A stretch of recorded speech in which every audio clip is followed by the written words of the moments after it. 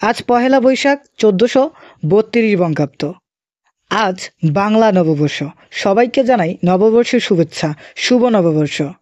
নববর্ষ উপলক্ষে শরীয়তপুর জেলার গোসাইরহাট উপজেলার আলাউলপুর ইউনিয়নের ঐতিহ্যবাহী গরিবেরচর স্কুল অ্যান্ড কলেজ মাঠে ৭ দিনব্যাপী এক মেলার আয়োজন করা হয়েছে। গোসাইরহাট থানার ভারপ্রাপ্ত কর্মকর্তা ফিতা কেটে উক্ত মেলার শুভ উদ্বোধন করেন। এ সময় সেখানে মেলা কমিটির সদস্যরাও উপস্থিত ছিলেন। এ মেলায় ছোট বড় সকলদের জন্যই খুবই সুন্দর সুন্দর স্টলে অনেক জিনিস রয়েছে।